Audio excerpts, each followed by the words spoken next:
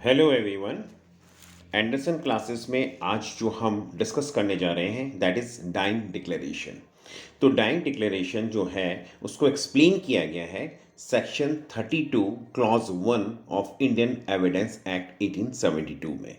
अब ये आता है कि इसका मीनिंग क्या है। तो मीनिंग ये है कि section 32 of the Indian evidence act 1872 relates to the cases in which the statements of the relevant facts by person who is dead or cannot be found etc.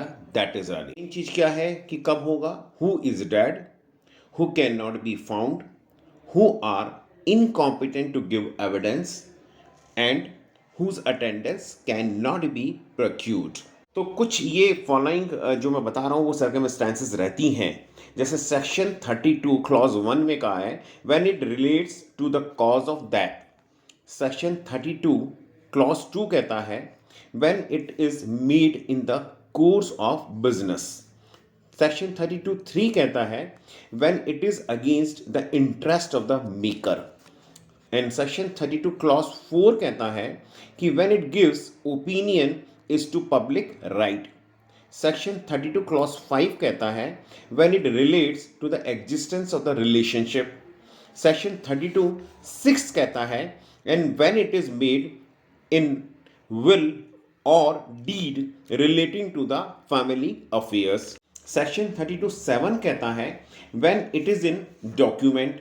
और सेक्शन 32(8) कहता है when it is made by several persons. तो अगर अपन chart के form में समझना चाहें तो हम कहेंगे कि डाइंग डिक्लेरेशन एक स्टेटमेंट है विच कैन बी ओरल और डॉक्यूमेंट्री, यानी ओरल भी हो सकता है, डॉक्यूमेंट्री भी हो सकता है।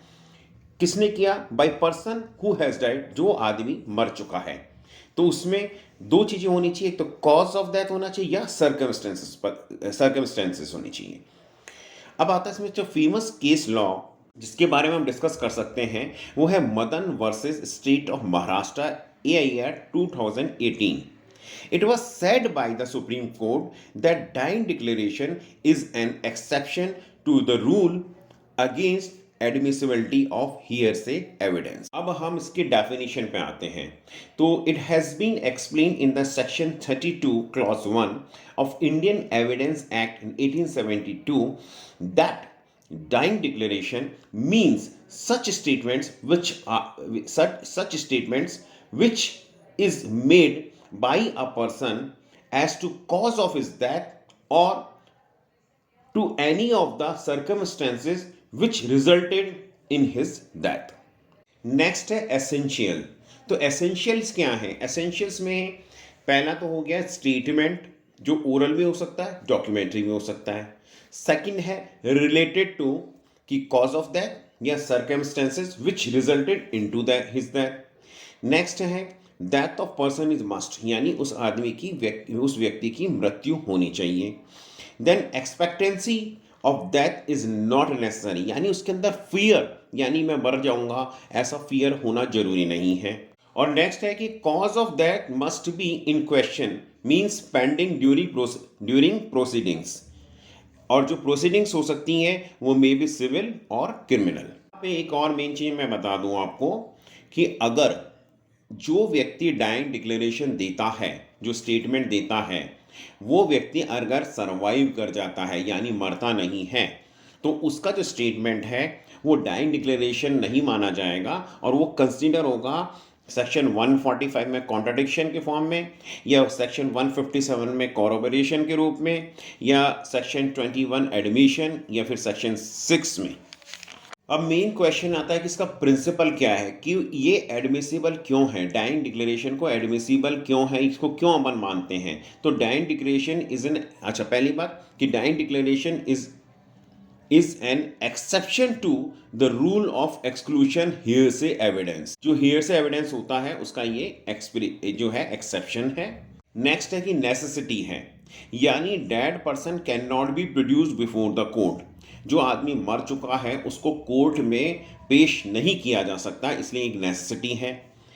और एक है जो लैटिन मैक्सिम है, उसका मतलब कि no person will die with lie on his lips. ऐसा माना जाता है कि कि कोई भी व्यक्ति जो मर रहा है वो झूठ बोलकर नहीं मरता है।